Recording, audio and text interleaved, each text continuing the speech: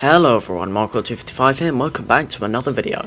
I've been playing Geometry Dash for many years of my life, slowly getting better and better as time's gone on, spending countless hours of my life attempting all the main levels and eventually getting through them. I've played a ton of custom levels too, ranging from random stuff from the recent tab to the gauntlets and your average daily levels. However, over the years, I've come to notice something that I think at least a few others could agree with me on. Custom levels tend to not be that good. Don't get me wrong, I completely respect the people who pour hours and hours of their free time into making something for this game completely for free, but there have been very few custom levels I've played which I'd consider at least on the same level as the official ones, almost exclusively in terms of gameplay. The visuals are obviously immaculate most of the time, so I won't focus on that today, but the gameplay of custom levels is so much weaker from the official ones in my eyes. The official levels of Geometry Dash focus on gameplay which is simple to understand and read, yet difficult to execute, barring a few exceptions like the memory sections in Geometrical Dominator and Deadlocked. Additionally, practice mode is mainly used in the official levels to understand the mechanics and get better at the game as a whole, instead of just understanding how to do one individual section of a level, excluding the memory sections of course. However, for most custom levels, most deaths I experience feel like memory obstacles that appear out of nowhere which I have to remember to avoid next time. Whilst I could go on and on about the individual stuff levels do to pad out your time inside the level, I instead want to talk about what is, in my opinion, the custom level that takes the core gameplay and design philosophies from the official levels and makes something truly fantastic. That level being Slam, the first level of the Monster Gauntlet. Slam is a level created by level creator Rafer, and genuinely does everything I think Geometry Dash should be about: reaction timing. Many levels I've played fail at making good and fair reaction timing because they just expect you to know what's coming up, or they have so many memory focused parts which just feels annoying and not fun. But this level has absolutely none of that. There are no misleading paths or things that don't give you any wiggle room to react. It's all readable and understandable. Now I know there's an awesome half-hour long video on GD:'s video about Generation Retro, which did inspire me to make this in some way, so check it out. So I'll try not to compare this level to that level all too much, but I'll just say that there's many things that constantly pop up out of nowhere, or the level expects you to know what's going to happen in 2 frames, which is simply not good level design in my eyes. Watch this section of Slam and tell me if you can tell what's happening.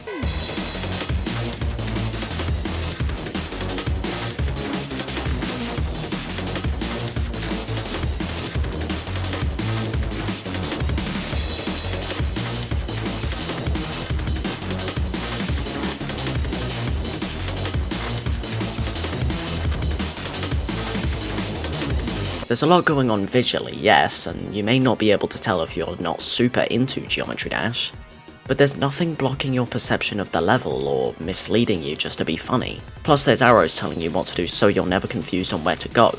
If you die in this level, it's always going to be your fault instead of countless other levels I've played. Now because this level is in the Monster Gauntlet, it has a boss you face at some point, and the sections against it are super well designed too. In the first boss section, there's little arrows telling you exactly where to go, which admittedly are pretty hard to see, only rarely notice them whilst watching the footage over, but the rest of the obstacles give you a decent amount of time to understand where to dodge. The second section has arrows appear showing when you need to avoid the boss's next attack, and they stay there for just enough time to allow you to see them, understand what they mean, and follow through with them. There's also one that tells you to stay there for a while because of a longer attack the boss does. Compare that to the second level of the Monster Gauntlet, OMG Aliens, where it just gives you little to no reaction time to figure out where to go. The big UFO just decides where to shoot and dash to with little to no warning, sometimes even seeming like it will go somewhere else, in addition to extra enemies that just appear with no warning. And considering all this happens at the very end of the level, it's not the best way to go about a boss fight in Geometry Dash in my eyes.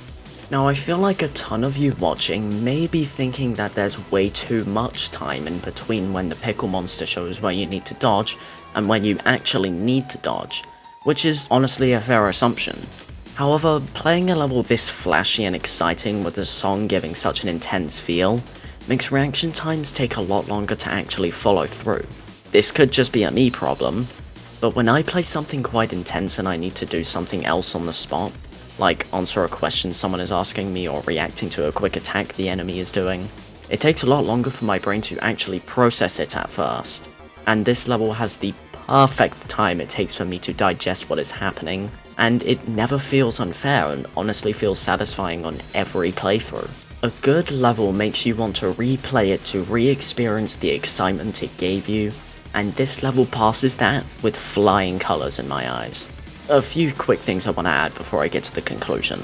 This level is rated 7 stars, a harder, which feels like a perfect rating for the level, honestly.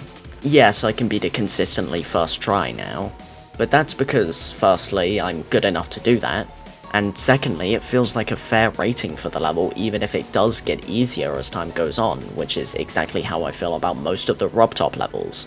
I can do most in little to one attempt now, but the ratings feel justified.